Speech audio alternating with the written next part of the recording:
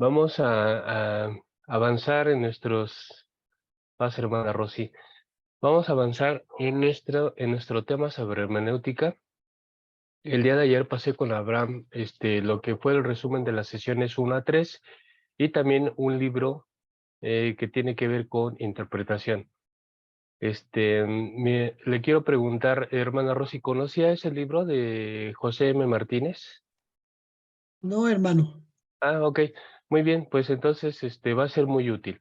Es un libro que viene muy completo porque abarca todas las cuestiones interpretativas o direcciones interpretativas del Antiguo Testamento y del Nuevo Testamento. Nos da un panorama general sobre lo que es el trabajo de interpretación.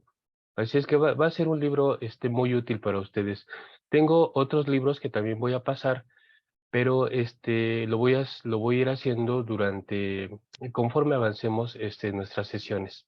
Pero qué bueno que lo tienen y dense su tiempo para irlo revisando y les va a ser de bastante utilidad. Muy bien, pues vamos a comenzar nuestra sesión de hoy y vamos a hacerlo, por supuesto, con una oración. Oremos, hermanos. Te bendecimos, Padre, porque nos has permitido tener un nuevo día. Y hoy, Señor, que estamos aquí reunidos haciendo comunidad, también te pedimos que tú seas con nosotros en este inicio de mañana, en este inicio de día. Acompáñanos, Señor, ilumínanos con tu espíritu y derrama tu bendición sobre todas las familias aquí representadas. Gracias, Señor, en el nombre de Cristo Jesús te lo pedimos. Amén. Muy bien, hermanos, pues hoy vamos a revisar lo que es el círculo hermenéutico. El círculo hermenéutico es un tema bastante interesante porque sigue apuntando las cuestiones que hemos querido señalar en cuanto a la teoría de la interpretación, es decir, la teoría hermenéutica. Entonces, vamos a ver sus componentes, los componentes del círculo, pero también vamos a ver cómo esto se puede plasmar, aunque muchas veces las cosas parecen muy teóricas o conceptuales, vamos a poner un ejemplo de cómo todo esto en la realidad se plasma. Muy bien, pues vamos a comenzar entonces. El círculo hermenéutico. Este círculo ya nos hablaba de él, Gadamer es el que finalmente le da se puede decir, una forma terminada. Y esta presentación que voy a hacer con ustedes tiene ya algunos matices que al cabo del tiempo también han señalado otros autores. Pero en esencia, el círculo hermenéutico es un proceso en el cual el lector está inmerso para su ejercicio de interpretación, pero es un círculo que aún de manera inconsciente se cumple, está integrado en nosotros y vamos a ver cómo operan sus componentes. Lo primero que tenemos vamos a comenzar del lado superior en el centro. Lo primero que tenemos es la precomprensión. Habíamos estado ya señalando algunas cuestiones relacionadas con esta precomprensión. Hay algunos otros autores que los llaman los prejuicios del lector.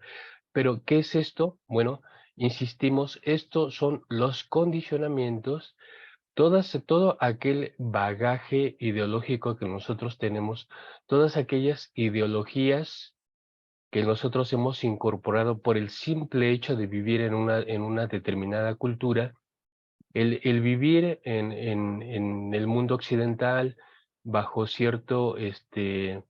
bajo cierta visión, bajo cierta cosmovisión y bajo cierta visión sociopolítica, ya determina lo que nosotros vamos a pensar.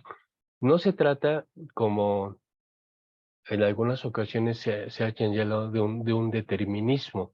Tampoco es un determinismo, pero la verdad es que todo el ambiente que nos rodea en términos de costumbres, de tradiciones, de ideas, pues no lo elegimos nosotros, o sea, nosotros ya nacemos y al nacer somos incorporados en ese esquema de vida, en ese esquema de relaciones de ideas y simplemente ya funcionamos en base a ellas. Entonces, este primer aspecto, este primer asunto señala eso que es tan importante. Todas las ideas, costumbres y tradiciones que me influyen, y obviamente si yo soy intérprete, si yo soy lector de la Biblia, eso ya me está influyendo a la hora de leer, a la hora de interpretar. Bueno, como este es un círculo, y en todos los círculos de comprensión, de conocimiento, todo se sucede de manera automática. Entonces, el segundo punto que nosotros tenemos aquí es el de la reflexión. ¿Y qué es este otro paso o esta siguiente etapa o fase del círculo hermenéutico? Bueno, aquí se trata de ser consciente del contexto que me hace ser de la manera como soy. Hoy,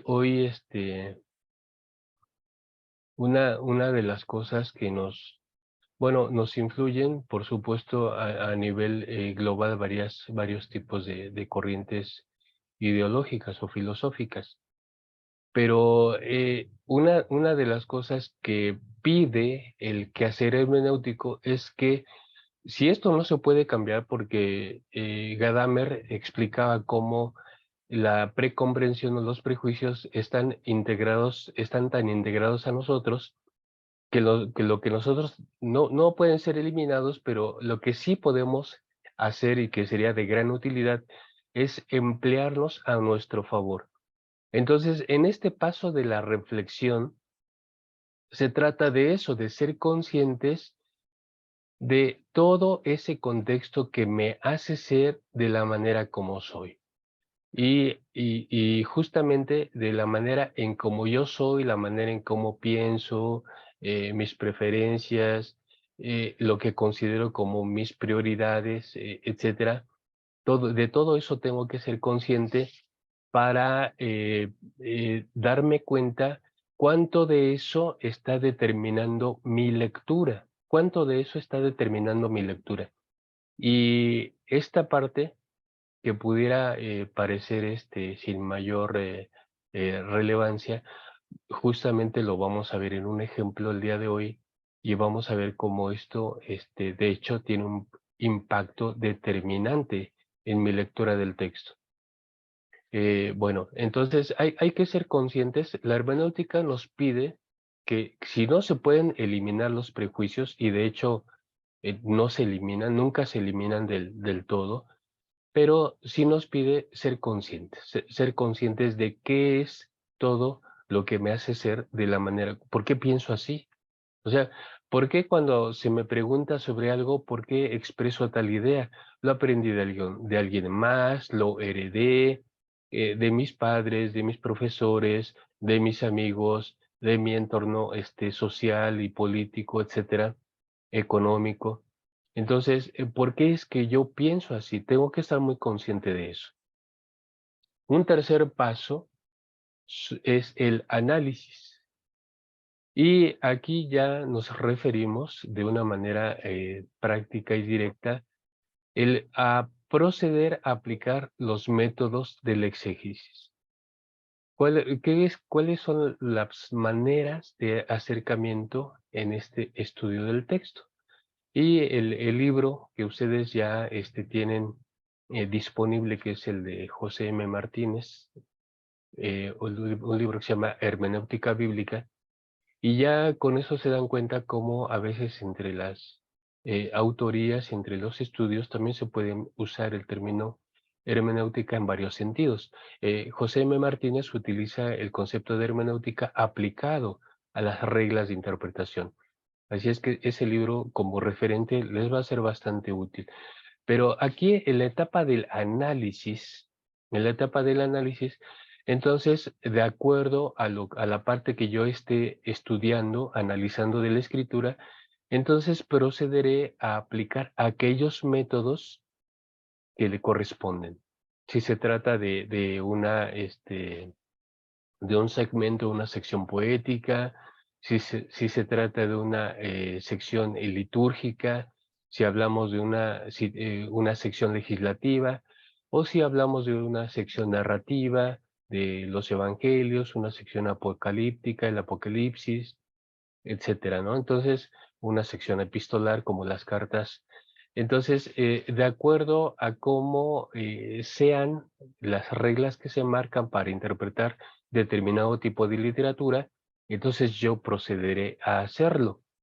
Y por supuesto, hay más libros al respecto que en su momento iré pasando con ustedes, pero lo haremos de esa manera, vamos a hacerlo metódicamente.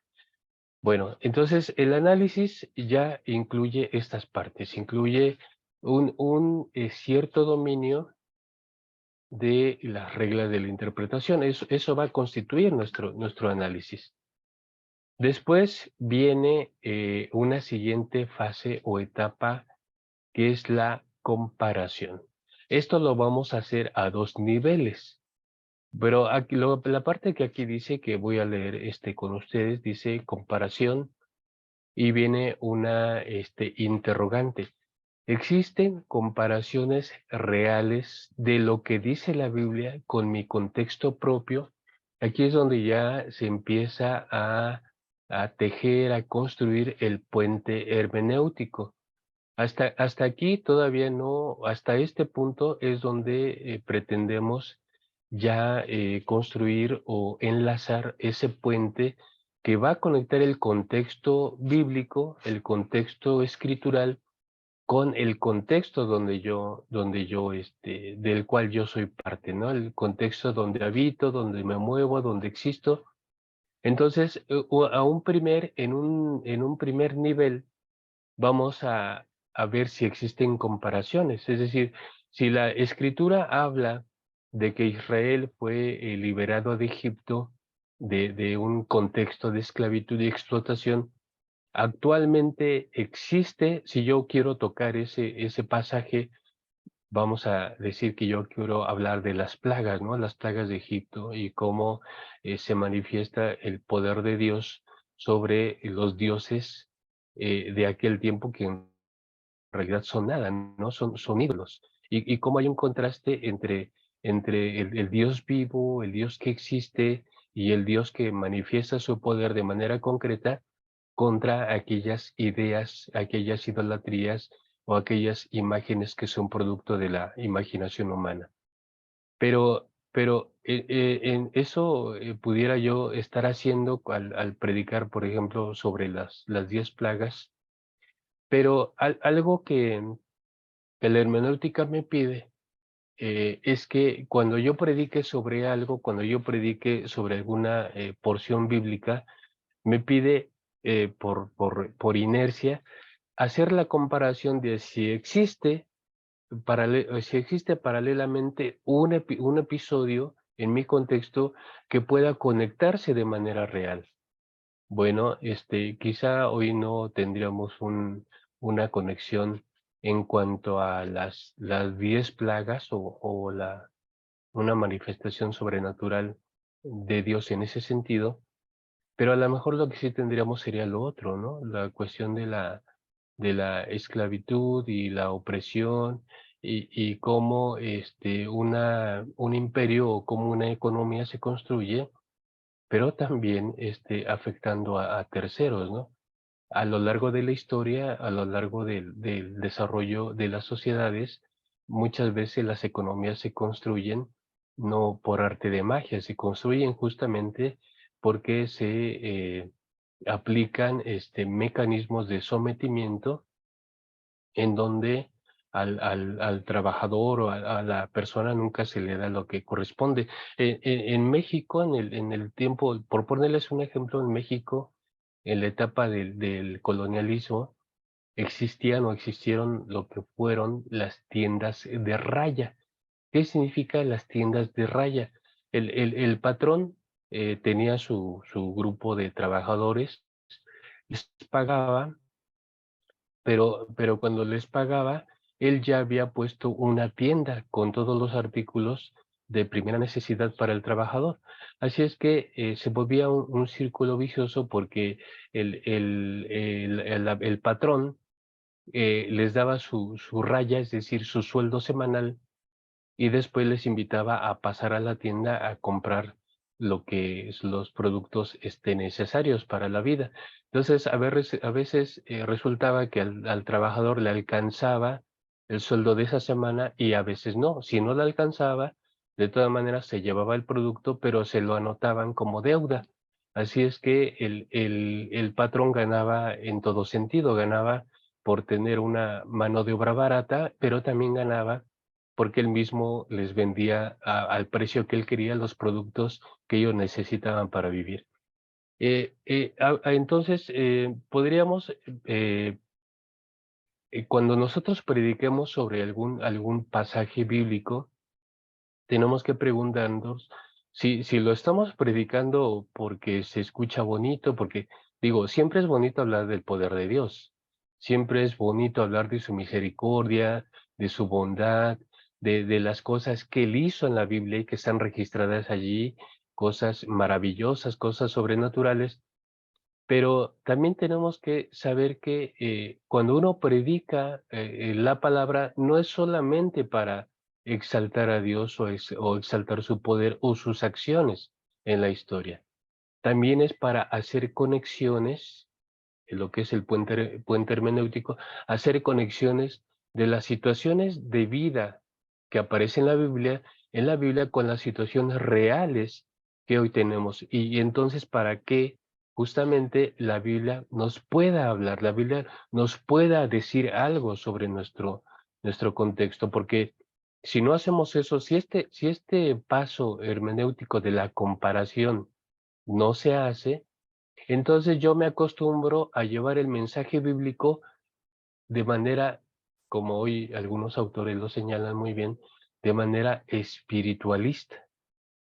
Y de espiritualismo están llenos los púlpitos, porque el espiritualismo se refiere a como cuando uno habla de la escritura, de la Biblia, del mensaje de la revelación, pero solamente a un cierto nivel, nunca conectando con el contexto propio, nunca conectando con el contexto histórico que nos envuelve, que de hecho también va determinando nuestra vida. Entonces, en un nivel esto es importante, hacer las comparaciones, mirar si hay em, si hay paralelos, si hay paralelos, si existen paralelos entre la situación de vida escritural y la situación de vida de mi propio contexto o de mi comunidad. Pero también a otro nivel hay que hacer una comparación del tipo temático, es decir, eh, el, el, el libro por ejemplo, para volver a tomar el ejemplo de la liberación de Egipto, existen otros paralelos de la Biblia que hablen también acerca del sometimiento y la explotación. Entonces, mi trabajo hermenéutico va a ser hacer un rastreo en el resto de la escritura, porque una de las cuestiones hermenéuticas que surgen, y esto lo van a ver con Martínez, con José M. Martínez, una regla de interpretación por excelencia que es la Biblia se interpreta a sí misma. Y con esto se quiere decir que otros pasajes, que otras situaciones en el resto de la escritura iluminan y explican hasta un cierto punto el pasaje que yo quiero tratar, que yo quiero predicar. Entonces, si mi pasaje, por ejemplo, estamos tomando la liberación de Egipto, si mi pasaje tiene que ver con esa opresión y con esa situación de esclavitud, entonces hay otros pasajes que tengan que ver con eso, Bueno, pues tenemos la carta a Filemón, la carta del apóstol Pablo a Filemón, que trata sobre el asunto de un amo y un esclavo que huye de su amo y que al huir de su amo, pues merecía la muerte y que es evangelizado por Pablo y lo que hace Pablo es regresarlo a su amo, a su patrón, a su dueño. Lo regresa, pero le hace que esté acompañado de una carta, y esa es la carta a Filemón. Y es una historia muy bonita la de Filemón, porque Pablo le dice, Filemón, eh, le dice, recibe a Onésimo, el esclavo se llamaba Onésimo. Dice Filemón, si crees que él te debe algo y que te lo debe de pagar, dice, ten en cuenta que yo te he compartido el evangelio, tú has sido enriquecido por la gracia de Dios, así es que si crees que él te debe algo, pues cóbratelo de ahí. Y por supuesto es una situación que muestra un contexto social determinado donde la esclavitud existía y donde la posición cristiana o el evangelio tenía que decir algo al respecto. Entonces, ahí tenemos un paralelo de este tema de la cuestión de la esclavitud. Entonces, esta fase o etapa de la comparación sí tiene que ser a estos dos niveles.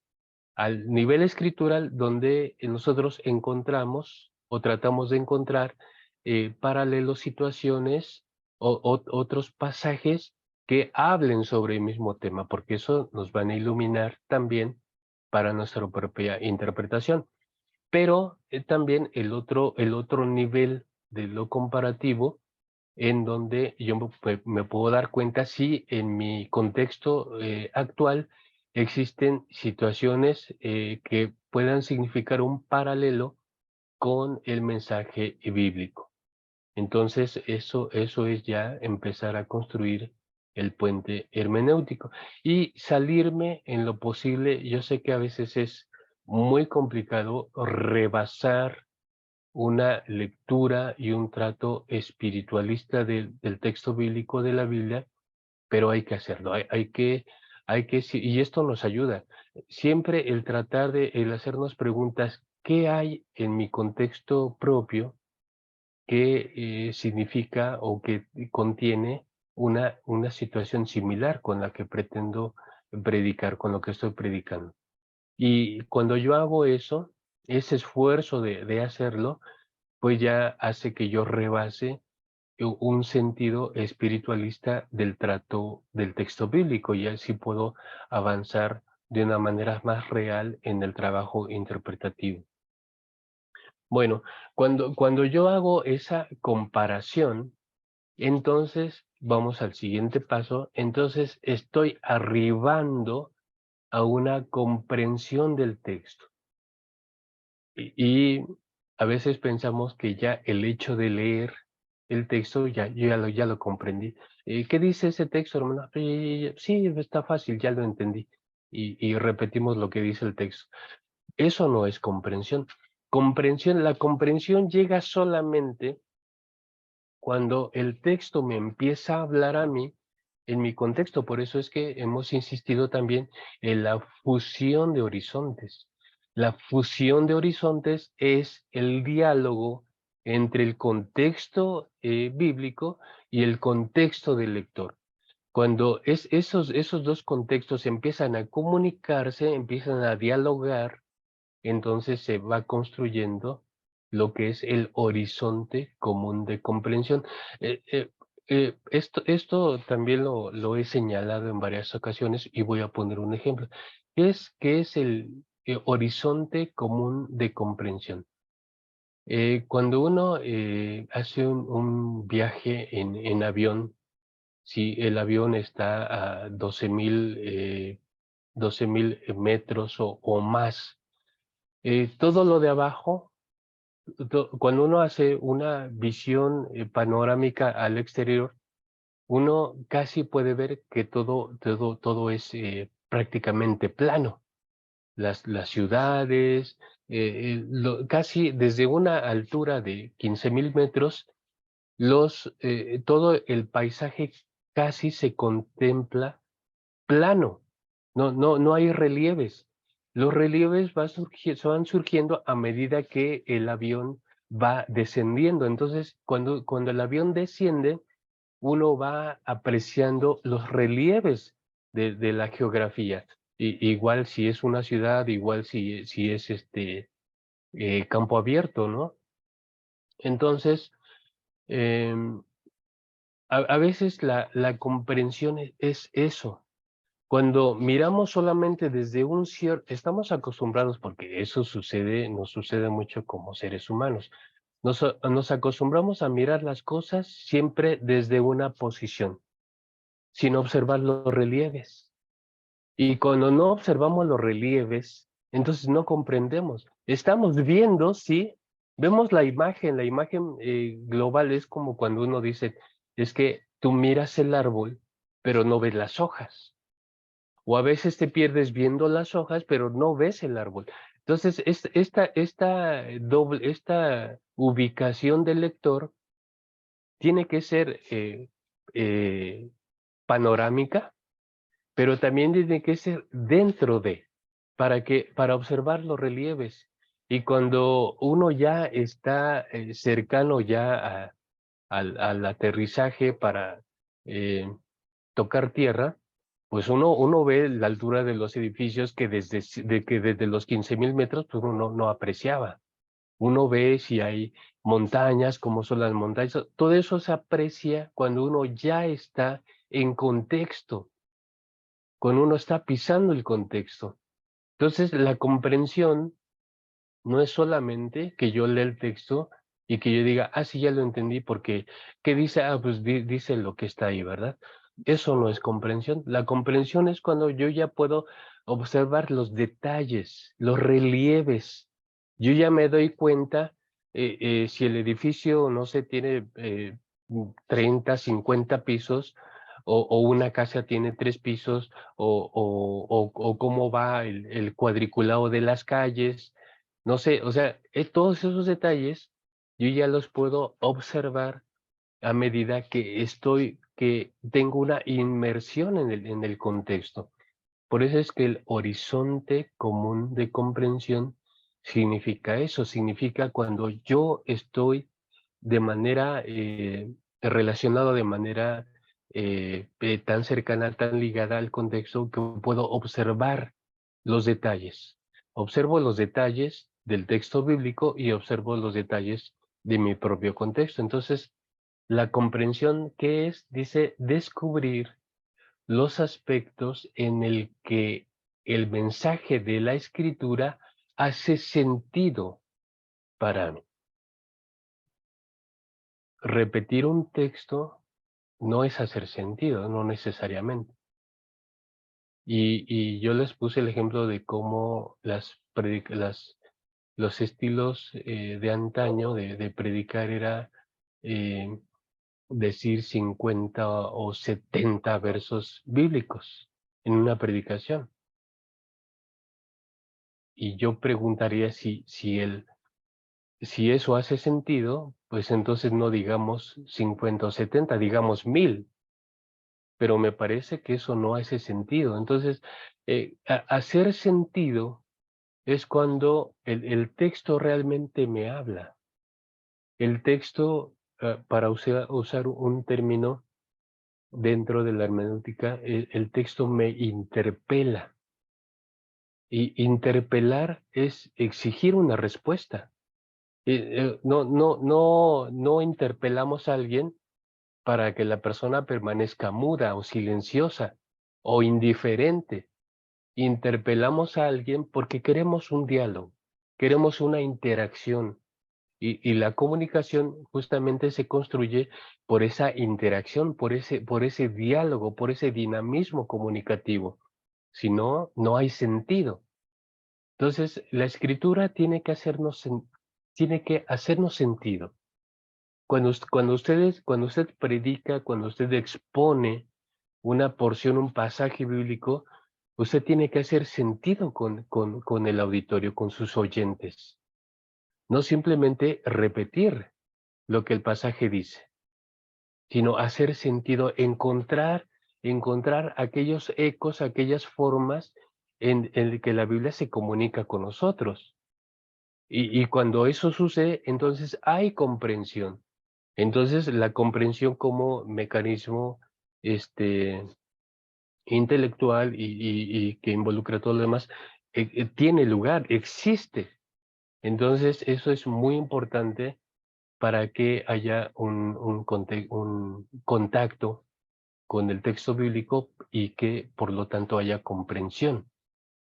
Cuando hay comprensión, si hay una comprensión real que se trabaja y el quehacer del que expone, del predicador, del que da el sermón, del orador, hace bien su trabajo de comprensión, es una comunicación que genera comprensión, entonces se produce el siguiente paso, que es la síntesis.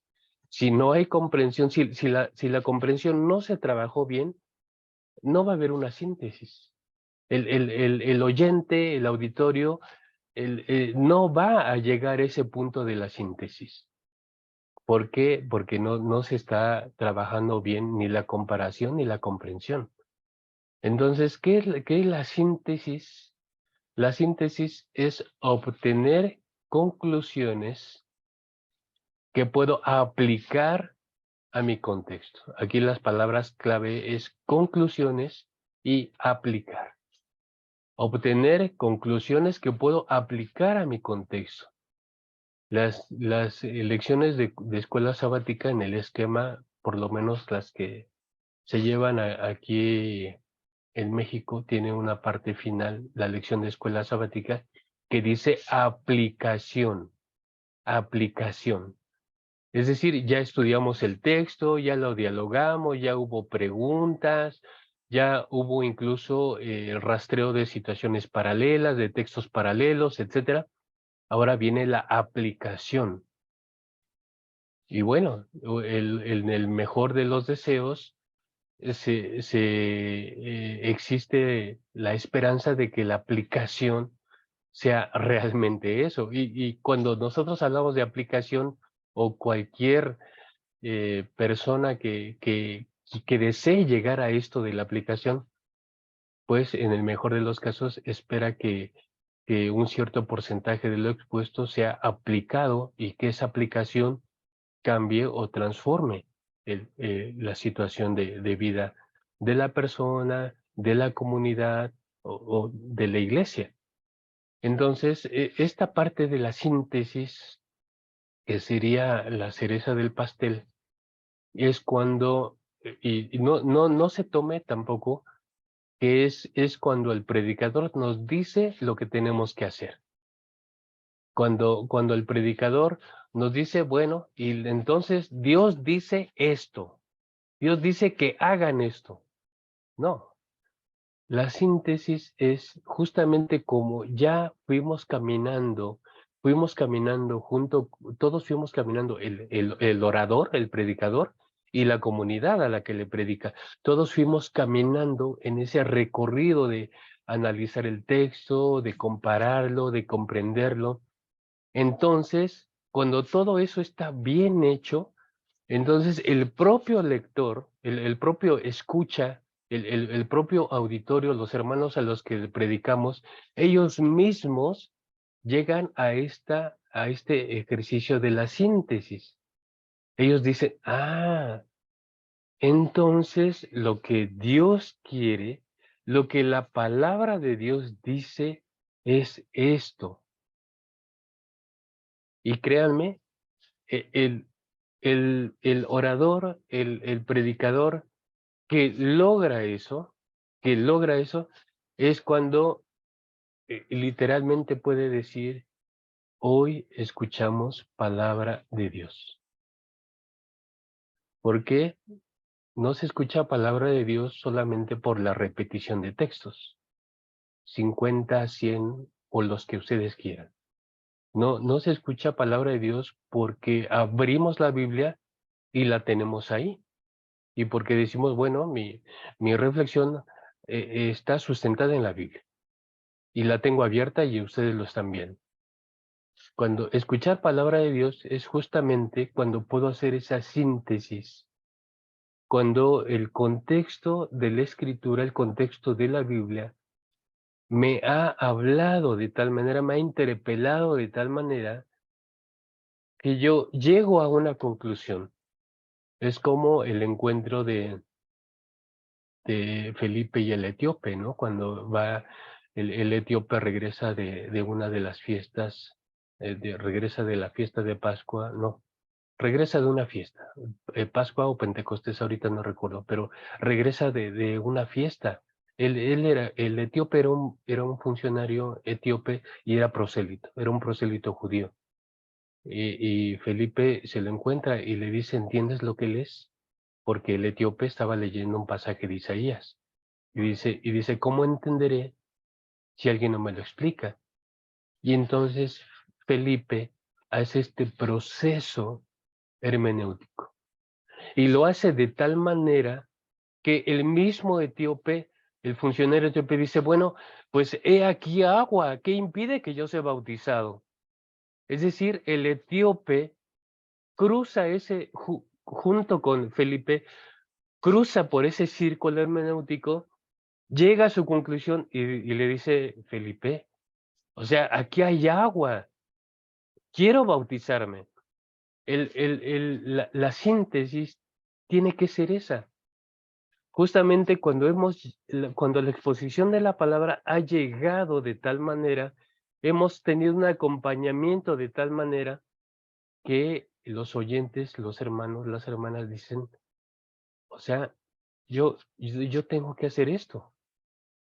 Esta es la palabra de Dios y yo tengo que hacerlo. Y esa es la síntesis.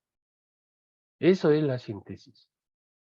Y este círculo hermenéutico, hermanos, se llama así un círculo porque está constantemente alimentando nuestra tarea hermenéutica, nuestra tarea interpretativa. Y es muy especial llevar la palabra de Dios, exponer la palabra de Dios, es algo muy, muy especial.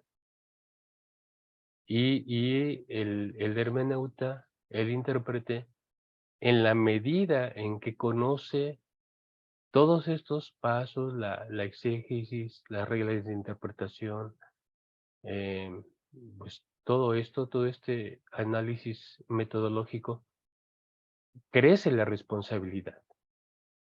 Crece la responsabilidad porque tiene la palabra de Dios en sus manos y actúa proféticamente, es decir, él expone a los demás lo que Dios dice, lo que Dios quiere. Y ejercer una labor profética es algo muy especial. Ejercer el mensaje de la palabra, tener ese privilegio de exponer el mensaje de la palabra es una labor muy especial. Y los hermeneutas, los intérpretes, tienen esa gran responsabilidad.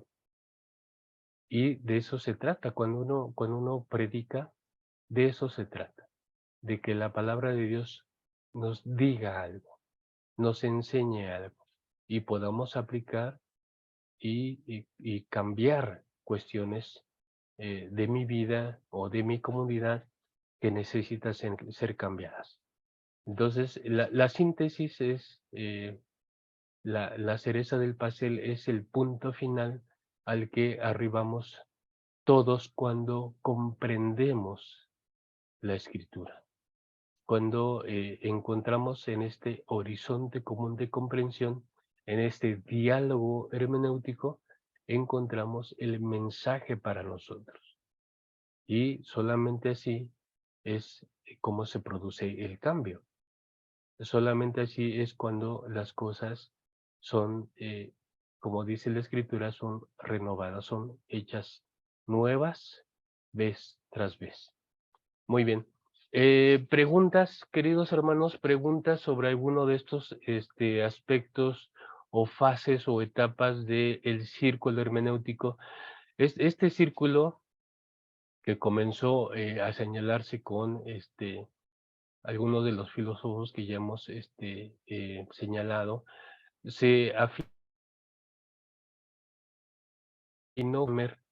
que hoy ya ha sido, este mismo círculo y también ya ha sido matizado, pero la verdad es que pese a los matices y pese al avance del tiempo, este círculo hermenéutico se sigue cumpliendo en toda labor hermenéutica, en toda labor interpretativa. Entonces, sí conviene, será de mucha utilidad que nosotros lo tengamos presente, que tengamos presente que todo nuestro proceso de estudio involucra estos aspectos, a veces, repito, de manera inconsciente, pero si ahora que ya lo estamos conociendo y tomando, puede ser de manera consciente, pues entonces poco a poco ejercitémonos en esta exposición de la palabra, siguiendo este proceso o tomando en cuenta este proceso. Digo, además de las reglas propias de interpretación que atañen a cada género literario de la escritura.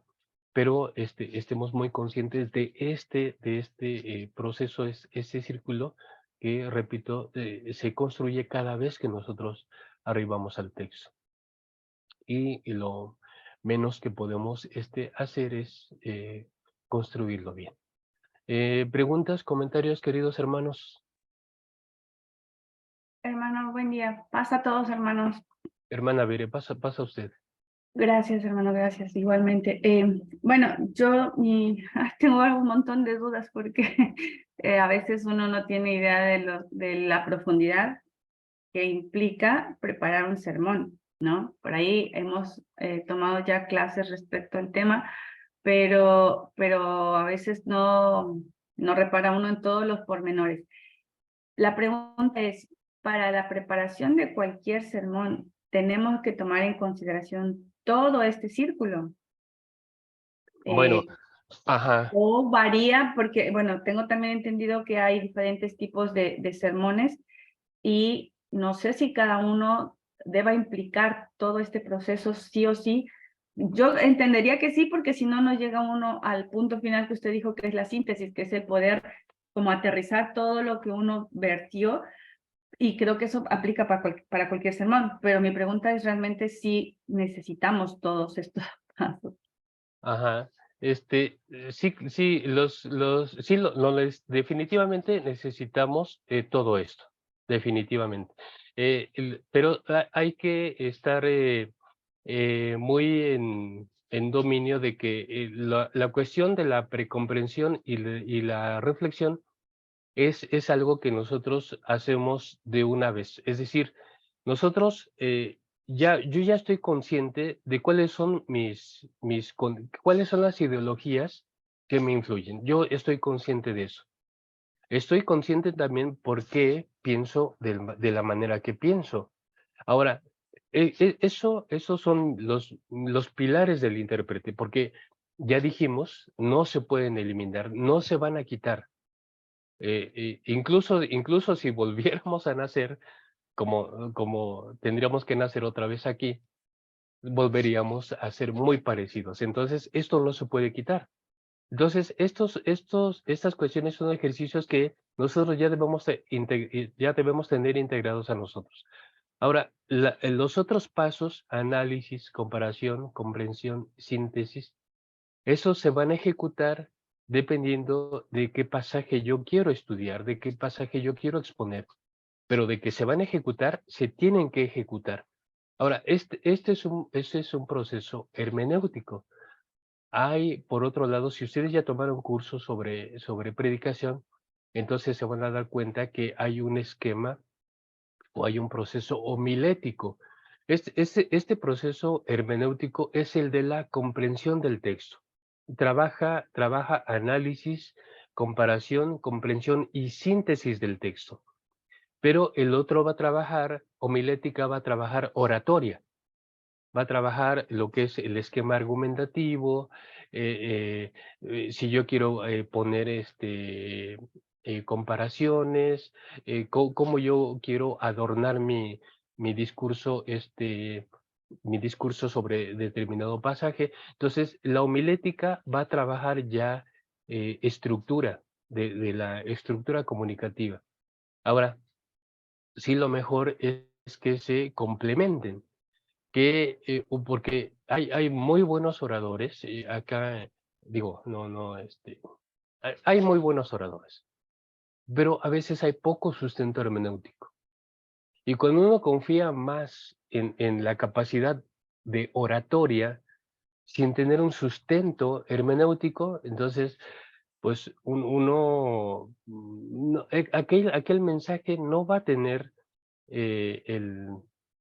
Puede lucir muy florido, el decir, podemos decir, el hermano qué bárbaro, habla tan bonito, habla muy bien, tiene una facilidad de palabra. Bueno, la facilidad de palabra es también una virtud, es una habilidad. Pero si esto lo conjuntamos con un adecuado proceso hermenéutico, entonces el sustento y la consistencia del mensaje va a ser mucho mejor. Entonces, hay que tener definitivamente todo en cuenta y son ejercicios. Bueno, acá yo creo que ustedes conocen el dicho de la práctica hace al maestro. Entonces, en la medida que nosotros, esto implica trabajo, sí, esa es la verdad, implica trabajo, ¿no? Y uno tiene que invertir tiempo, horas de investigación, uno tiene que reflexionar, es como cuando uno tiene algo, y esto lo aconsejan también los que saben más, ir poco a poco. O sea, ya tienes la idea de lo que quieres predicar, tienes el pasaje, ok, incúbalo, incúbalo. Pasa 2 o 3 días más reflexionando, ¿cómo se puede esto enfocar? ¿Qué puedo yo, utilizando esto, comunicar? Viene la fase de la investigación. Me meto al texto. Vamos a investigar los conceptos, las palabras, el contexto sociocultural. Este proceso de investigación lo metemos y tengo ahí todos mis datos.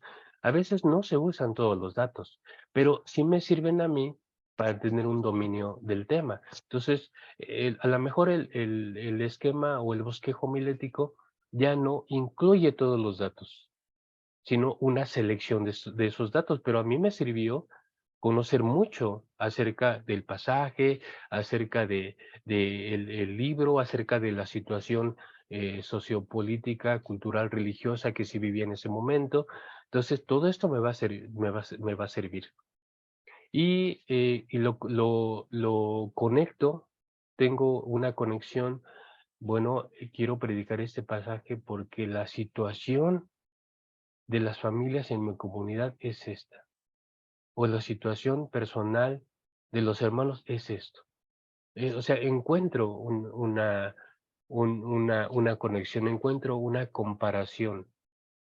Y todo eso implica, sí, implica su proceso de trabajo, pero los resultados son, créanme, son mejores, son más consistentes y efectivamente cuando uno dice, porque imagínense, o sea, cuando dicen, bueno, vamos a escuchar y ahora está el culto y alguien dice, el director dice, bueno, ahora vamos a escuchar la palabra de Dios.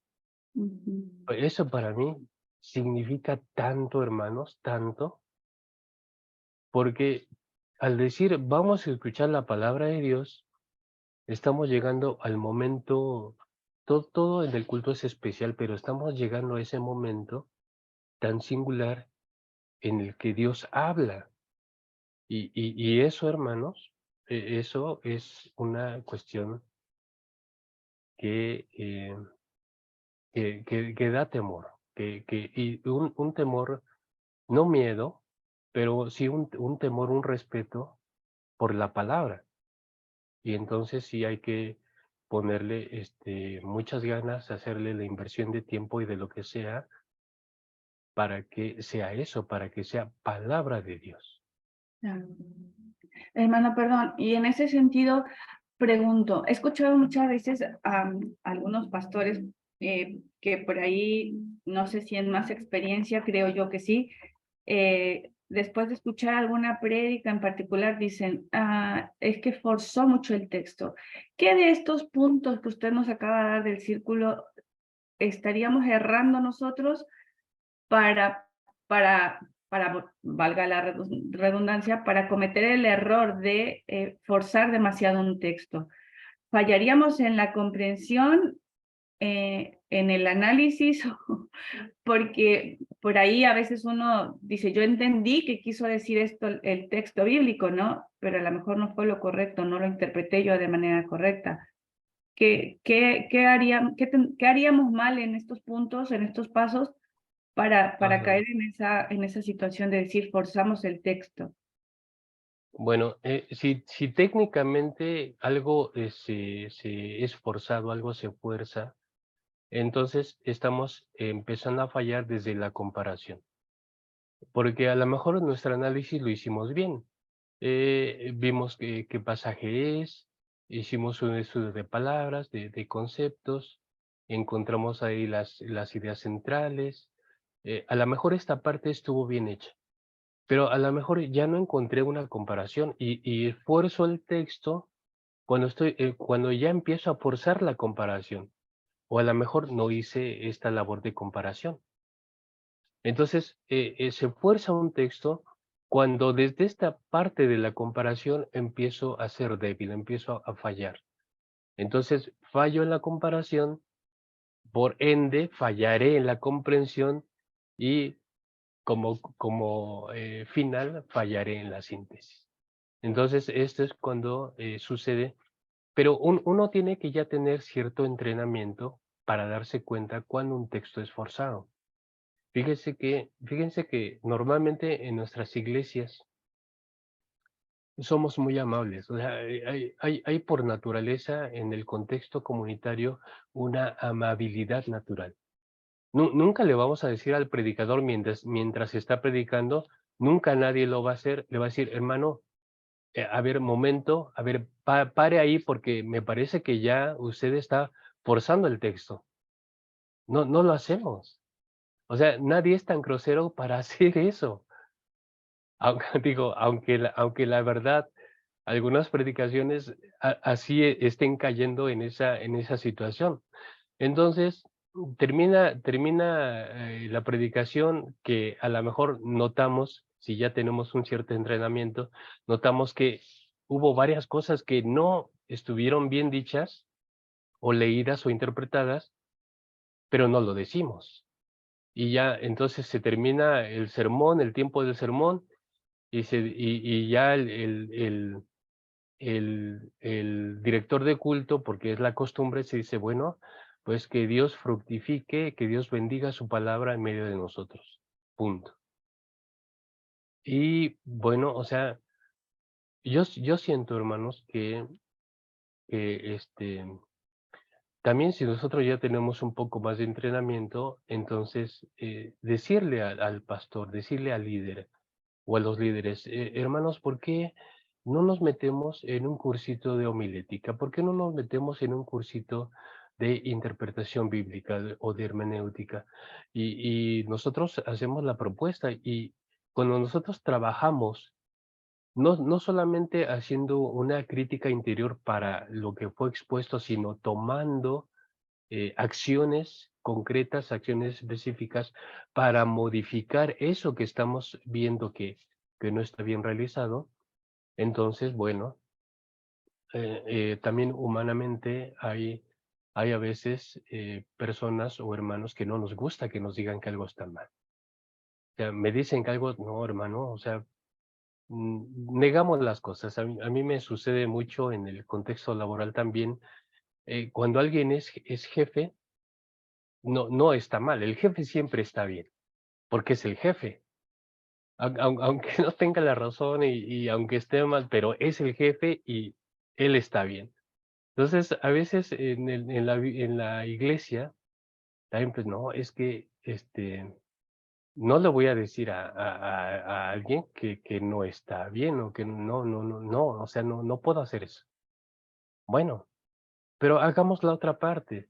O sea, hermanos, fíjense que vamos a abrir un cursito a partir de esta fecha, ya lo estamos planeando, así es que les invitamos, hermano, invitar a todos, porque es como los hermanos de Berea, ¿no? Cuando dice aquellos hermanitos de la iglesia de Berea, que está consignado ahí en la escritura, que dice, y cuando llegaba un apóstol, alguien les predicaba, ellos checaban para ver si aquello que les habían dicho era verdad. Entonces, entre más entrenamiento tengamos todos, pues los frutos, los resultados van a ser mejores, pero sí tenemos que tomar responsabilidad sobre eso.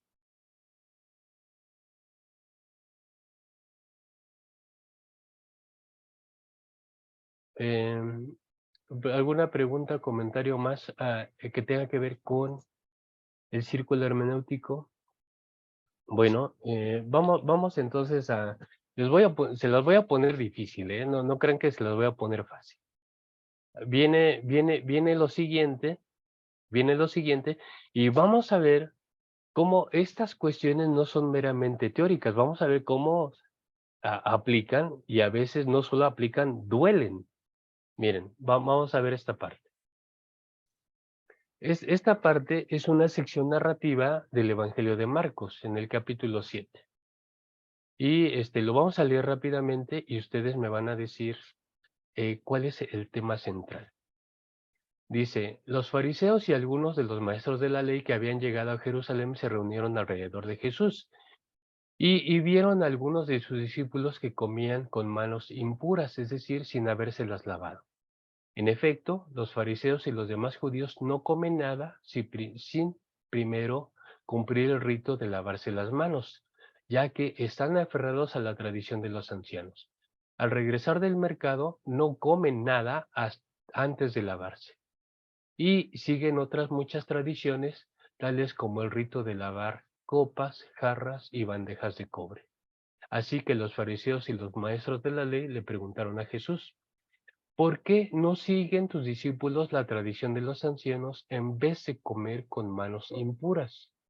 Él les contestó, tenía razón Isaías cuando profetizó acerca de ustedes, hipócritas, según está escrito, este pueblo me honra con sus labios, pero su corazón está lejos de mí. En vano me adoran, sus enseñanzas no son más que reglas humanas. Y ustedes han desechado los mandamientos divinos y se aferran a las tradiciones humanas. Y añadió, qué buena manera tienen ustedes de dejar a un lado los mandamientos de Dios para mantener sus propias tradiciones. Por ejemplo, Moisés dijo, honra a tu padre y a tu madre, y el que maldiga a su padre o a su madre será condenado a muerte. Ustedes, en cambio, enseñan que un hijo puede decirle a su padre o a su madre, cualquier ayuda que pudiera haberte dado es corbán, es decir, ofrenda dedicada a Dios. En este caso, el tal hijo ya no está obligado a hacer nada por su padre ni por su madre. Así, por la tradición que se transmiten entre ustedes, anulan la palabra de Dios y hacen muchas cosas parecidas. De nuevo Jesús llamó a la multitud y les dijo, escúchenme todos, entiendan esto. Nada de lo que viene de afuera puede contaminar a una persona. Más bien, lo que sale de la persona es lo que contamina. Después que dejó a la gente y entró en la casa, sus discípulos le preguntaron sobre la comparación que había hecho. Y él les dijo, ¿tampoco ustedes pueden entenderlo? ¿No se dan cuenta de que nada de lo que entra en una persona puede contaminarla? Pues no entra en su corazón, sino en su estómago y después va a la letrina. Con esto Jesús declaraba limpios todos los alimentos. Luego añadió, lo que sale de una persona es lo que contamina, porque de dentro del corazón humano salen los malos pensamientos, la inmoralidad sexual, los robos, los homicidios, los adulterios, la avaricia, la maldad, el engaño, el libertinaje, la envidia, la calumnia, la arrogancia y la necesidad. Y la necedad. Todos estos males vienen de dentro y contaminan a la persona. Muy bien. Dije que no la iba a poner fácil. ¿Cuál es el tema central en este texto? ¿Cuál es el tema central en este texto? Uno de los ejercicios para ayudarnos a establecer el tema central es lanzar preguntas. ¿Qué se dice? ¿Quién lo dice? ¿Cómo lo dice? ¿Por qué lo dice? Entonces, la pregunta, ¿qué se dice? Vamos a ver esa primera pregunta. ¿Qué se dice? ¿Qué es lo que se dice? La verdad es que hay varios asuntos aquí. Se habla de las tradiciones de los ancianos, que una de esas tradiciones era la cuestión de lavarse repetidamente las manos, porque si no, entonces no probaban alimento. Así como lavar ciertos utensilios, pero obviamente ciertos utensilios relacionados al sustento cotidiano. Entonces se habla de las tradiciones y cómo esas tradiciones a veces invalidan la palabra de Dios. Por ejemplo, la cuestión del Corbán y cómo era una situación real que se vivía en tiempos de Jesús. Se habla también de la comparación que hace Jesús con respecto a la cuestión de los alimentos. Dice, bueno, en un sentido lógico, ¿a dónde van los alimentos? Van al estómago. Se procesan los nutrientes, el cuerpo los va a absorber. Y lo que no sea nutriente, eso se va a desechar. No hay mayor cuestión ahí. Entonces, lo que entra al cuerpo, una cosa se aprovecha y otra cosa se desecha. Pero, y también dice, eso no es lo que contamina al hombre. No, lo que contamina no es no lavarse las manos, o lo que contamina no es lo que te comes. Lo que contamina es otra cosa. ¿Quién? ¿Qué se dice? ¿Quién lo dice? Bueno, tenemos aquí un diálogo. Tenemos a los escribas y fariseos. Tenemos a los discípulos. Tenemos al propio Jesús. Y tenemos a una comunidad silenciosa que aunque no habla, pero escucha. Está ahí, está dentro de este proceso hermenéutico. Entonces tenemos varios actores. eh, Pudiéramos decir, bueno, es que hay uno principal y hay otros que son secundarios. Bueno, sí, pero tenemos a varios actores ahí en el texto. ¿Por qué lo dice? ¿Por qué se dice lo que se dice? Porque había una crítica, ¿no? Había una crítica. Tus discípulos no siguen la tradición de los ancianos. Bueno, ¿qué es? Una pregunta interesante. Bueno, ¿y qué es esa famosa tradición de los ancianos? ¿Qué es esa tradición de los ancianos? Se había desarrollado junto o a la par de los mandamientos, de los más de 600 mandamientos aplicados a toda la vida del pueblo. Se habían desarrollado comentarios acerca de esos mandamientos. Así es que los comentarios se habían hecho grandes, literalmente, o sea, comentarios, compilaciones de comentarios. Se habían hecho grandes compilaciones de comentarios o interpretaciones de los mandamientos que especificaban cómo tenían que hacerse las cosas. Por ejemplo, reglas aplicadas a la cocina. No se puede utilizar el mismo cuchillo para cortar alimentos diferentes o no combinables entre sí. Si partiste la carne, con eso que partiste de carne, no puedes partir queso. Cuestiones de esa situación, de esa índole. Entonces, es muy interesante este elemento de la tradición de los ancianos, porque aquí nos obliga a investigar. Hay que, a ver, ¿qué se refiere con eso? Y nos metemos a investigar qué es esta. Hay documentos, hay documentos conocidos, sí, hay documentos judíos que reúnen todos esos comentarios a la ley. Por supuesto que los hay. Y que tienen hasta la fecha un peso muy importante. Bueno, ¿por qué se dice, bueno, ya hay una crítica, no se lavan las manos, no siguen la tradición de los ancianos y por eso son impuros? Si te comes los alimentos con manos impuras, contaminas lo que te estás comiendo. Entonces, lo que te comes es impuro y te hace impuro a ti.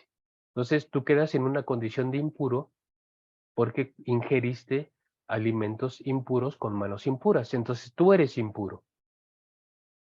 Entonces, es muy interesante cómo la impureza, una impureza material, Jesús la eleva a otro nivel. Y le dice, no, los impuros son ustedes porque transgreden el mandamiento original de Dios, imponiendo tradiciones hechas por hombres. Entonces, la impureza no está aquí, la impureza está en ustedes al transgredir el verdadero mensaje de Dios. Ustedes son los impuros. ¿Cómo lo dice? Bueno, ¿cómo lo dice? Por un ejemplo. Mira, lo que te comes va a la letrina. Entonces, eso no te contamina. Lo que te contamina es otra cosa. Todo lo que sale de tu corazón, lo que tú haces contra tu prójimo, todas esas violencias que tú ejecutas, eso es lo que desestabiliza, lo que genera maldad, impureza, pecado. Bueno, díganme algo, hermanos. ¿Qué observan en este pasaje? Los quiero llevar a esta parte donde dice, observen cómo dice el verso 19 en su tercera parte. Verso 19 en su tercera parte dice, con esto Jesús declaraba, a ver, ¿qué dice ahí, hermanos? Hermano Pedrito, ¿qué dice el verso 19? En esa tercera parte dice, con esto Jesús... Dice el verso 19, dice acá, segundito, con esto Jesús declaró limpios todos los alimentos. Ok, fíjese, esa glosa, ese pasaje es un pasaje del autor, es una glosa del autor. Porque, ¿quién está diciendo esta parte? Dice, con esto Jesús declaraba limpios todos los alimentos. Y sí, es eso. O sea, el objetivo de Jesús fue declarar limpios todos los alimentos. Ese es el tema central del texto, del pasaje. Porque si es así, eso significaría que entonces podemos comer carne de puerquito, ¿no? Si se están haciendo limpios todos los alimentos, entonces podemos comer jamoncito. Pero justo ese es el trabajo hermenéutico. Ahora les pregunto, ¿hay un condicionamiento en nosotros, hablando del círculo hermenéutico, hay un condicionamiento en nosotros muy importante, muy importante, que es la ley de la alimentación? Entonces, este condicionamiento, la ley de la alimentación, ya nos está llevando a un cierto modo de lectura del texto. Y créanme que este texto, esta glosa que incluye el autor, es como si el autor viene haciendo toda la narrativa del suceso y abre un paréntesis. Y ese paréntesis dice, con esto Jesús declaraba limpios todos los alimentos. Y cierra su paréntesis, pero lo dejó allí, lo quiso dejar allí. Ahora, este pasaje, esta glosa del autor, no ha invalidado para nada nuestra doctrina acerca de la ley de la alimentación. El pasaje siempre ha estado ahí. Esa glosa siempre ha estado ahí. Y nosotros hemos observado como iglesia la ley de la alimentación. Sí. Desde que yo tengo memoria, hemos sido nosotros guiados y cuidados en esa observancia de la ley de la alimentación. Y lo seguiremos haciendo. Entonces, ¿qué hago? Estoy ilustrando el proceso hermenéutico. Entonces, ¿qué hago? ¿Qué hace mi condicionamiento hermenéutico sobre ese punto en particular, la ley de la alimentación, con esta glosa del autor? ¿Qué hace? Bueno, me hacen ignorar esa parte. Omito esa parte. Está ahí. Siempre ha estado allí. Pero hay un condicionamiento en mí que yo la paso por alto. Yo puedo irme en esa porción bíblica, puedo irme a la cuestión de las tradiciones de los ancianos. Puedo irme a la cuestión ¿dónde está la verdadera impureza? ¿En lo que me como o en las actitudes o mis actitudes que tuercen la palabra de Dios? Entonces, yo puedo irme por otras vertientes, por otras cuestiones utilizando el mismo texto. Y esa parte la omito y no pasa nada. Y repito, siempre he estado allí, pero en mi condicionamiento nunca me ha interesado verla o dialogarla o explorarla, ¿no? Entonces, se fijan cómo se fijan cómo el círculo, lo que es la precomprensión y la reflexión, se dan cuenta cómo sí es determinante. Claro que es determinante. Entonces, la precomprensión no es solamente una cuestión teórica, no. La precomprensión me hace leer lo que quiero leer y me hace omitir lo que deseo omitir. O sea, entonces la precomprensión es algo efectivo, es algo dinámico, algo vivo que está ahí presente.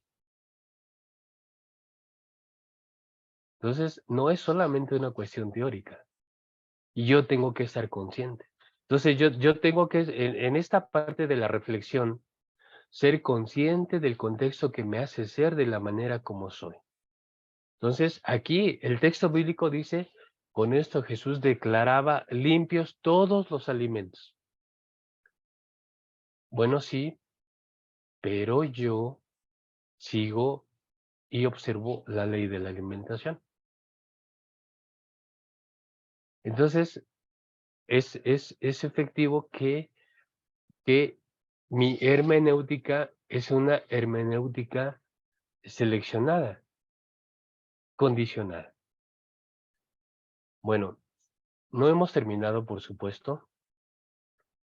Tenemos aquí la fusión de horizontes y el diálogo hermenéutico, basados en este pasaje, Dice, la fusión de horizontes y el diálogo hermenéutico. ¿Cuál es la situación que da origen a este texto? Estamos en hermenéutica.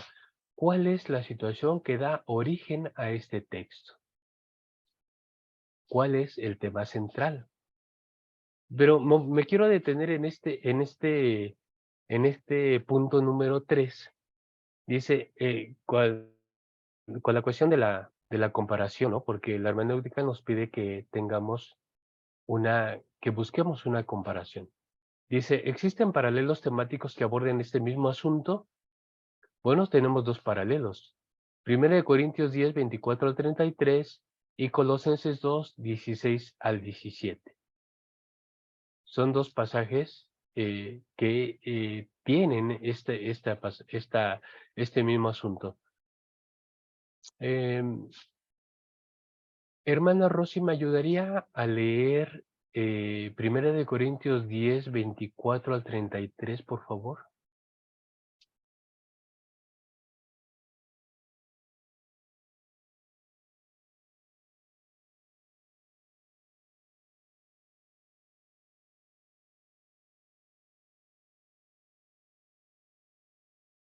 Ya, hermano, perdón. 10 del 24 al 33. Dice así. Primera Corintios, dice, ninguno busque su propio bien, sino el del otro. De todo lo que se vende en la carnicería, comed sin preguntar nada por motivos de conciencia, porque el Señor es la tierra y su plenitud. Si algún incrédulo os invita y queréis ir, de todo lo que os ponga delante, comed sin preguntar nada por motivos de conciencia. Mas si alguien os dijere, esto fue sacrificado a los ídolos, no lo comáis por causa de aquel que lo declaró y por motivos de conciencia, porque el Señor es la tierra y su plenitud. La conciencia, digo, no la tuya, sino la del otro, pues ¿por qué se ha de juzgar mi libertad por la conciencia de otro? Y si yo con agradecimiento participo, ¿por qué he de ser censurado por aquello de que doy gracias? Si pues coméis o bebéis o haced otra cosa, hacedlo todo para la gloria de Dios. No seáis tropiezo ni a judíos, ni a gentiles, ni a la iglesia de Dios, como también yo en todas las cosas agrado a todos, no procurando mi propio beneficio, sino el de muchos para que sean salvos. Muy bien, muchas gracias, hermana. Entonces, este es un tema paralelo, es un tema también que maneja la cuestión de ciertos alimentos juzgados como puros o impuros. El otro pasaje es el de Colosenses 2, versos 16 y 17. Hermano Pedrito, ¿me podría ayudar con esta cita? Colosenses 2, 16 y 17.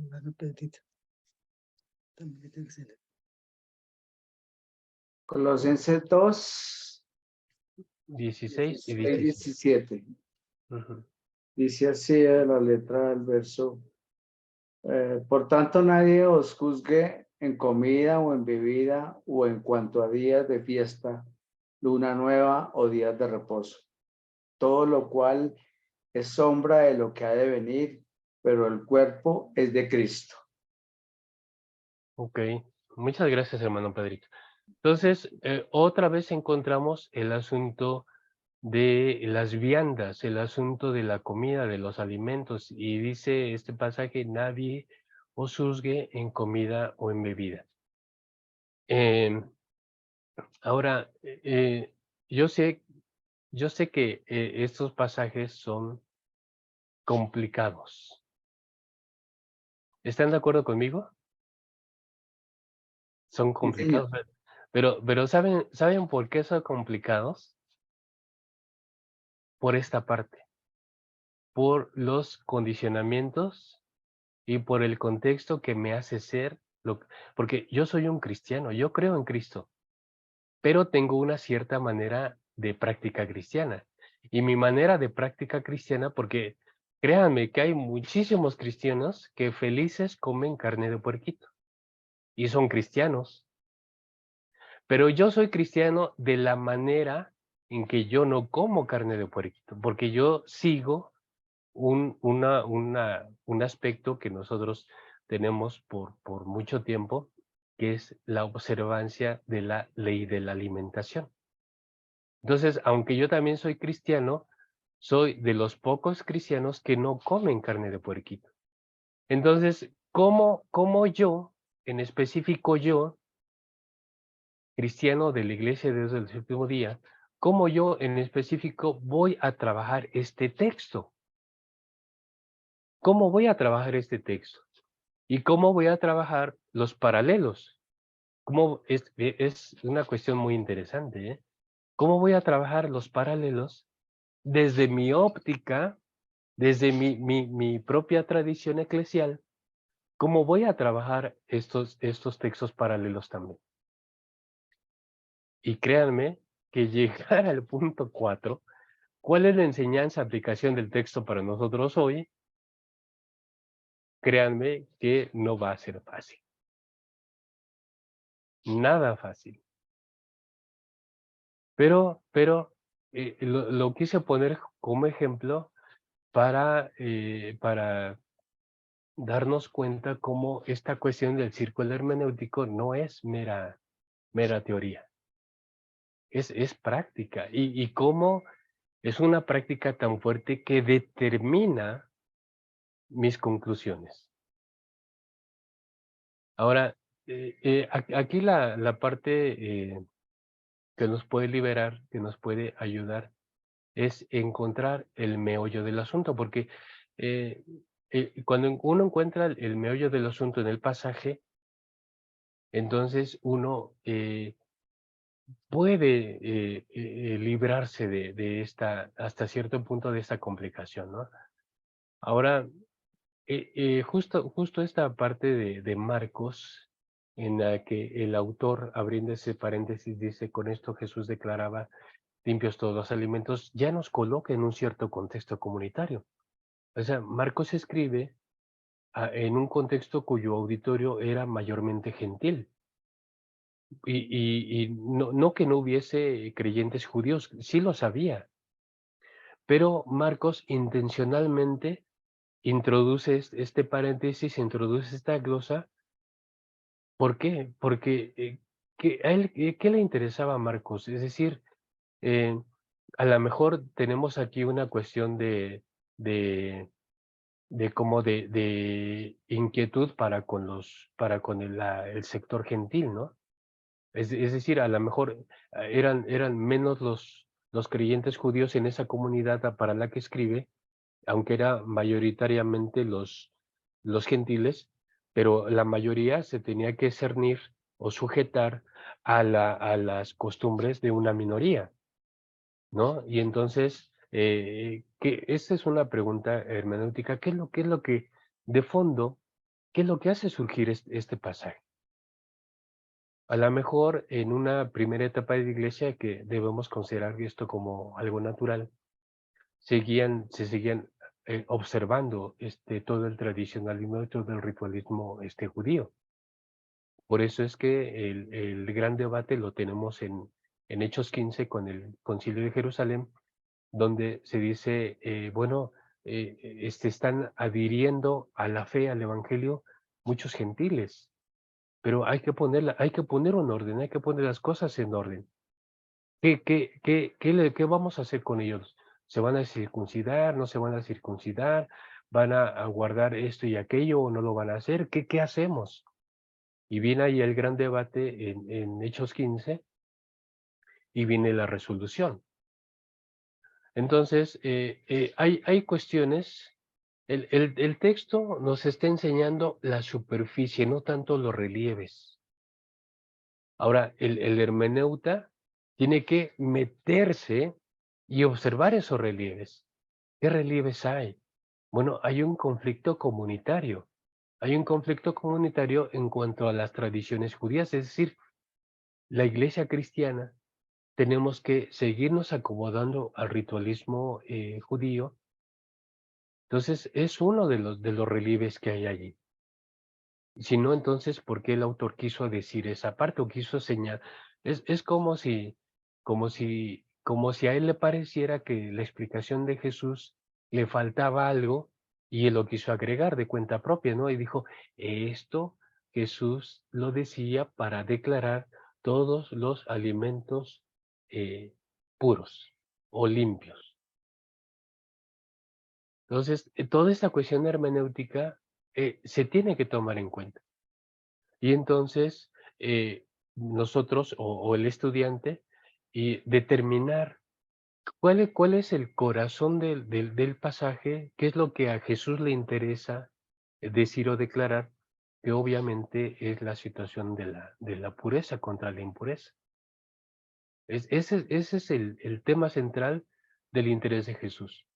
Pero vean cómo el interés de Jesús viene acomodado en un cierto pasaje donde el autor también tiene sus propios intereses, porque el autor está respondiendo a las necesidades de una cierta comunidad.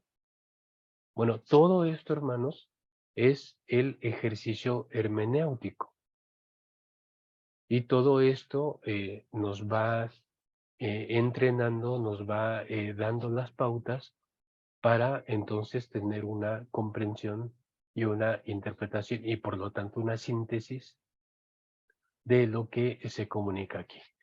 Muy bien, hermanos, pues no hemos terminado. De hecho, les quiero decir a ustedes que me quiero pedirles de favor, hermanos, que para el próximo día lunes me puedan trabajar el punto 3. De esta lámina que ustedes están viendo, trabajar el punto 3. Existen paralelos temáticos que abordan este mismo asunto. 1 Corintios 10, 24 al 33 y Colosenses 2, 16 y 17. ¿Cómo trabajamos o cómo podemos trabajar estos dos pasajes en relación a nuestro pasaje de Marcos? Marcos capítulo 7, versos 1 al... ¿Es 1 al 21 o 1 al 22? Ya no alcanzo a ver aquí. ¿Qué es 1 al 21? 1 al 22, perdón. 22 aparece igual. 1 al 22, sí. Marcos 7, 1 al 22. Entonces, es una tarea reflexiva, es una tarea hermenéutica de cómo podemos trabajar esta cuestión. Van a notar algunas diferencias, naturalmente, pero cómo podemos trabajar esta cuestión de la relación la relación que existe entre estos pasajes. Y ustedes, cuando estén haciendo este ejercicio reflexivo interpretativo, se van a estar automáticamente metiendo en este círculo hermenéutico, sin quererlo, porque todo esto se va a ir cumpliendo en ustedes cuando realicen este ejercicio comparativo. Bueno, queridos hermanos, pues me da gusto que ya el próximo día martes me vayan a sacar de dudas de todo esto, porque créanme que esto está difícil, pero ya lo resolveremos el martes. Queridos hermanos, muchas gracias por su atención, por su compañía. Vamos a despedirnos en oración de nuestra sesión de hoy. Que tengan un bendecido sábado, un bendecido fin de semana y nos vemos el próximo día martes. Hermano Pedrito, ¿le puedo pedir si nos despide en oración, por favor? Sí, señor.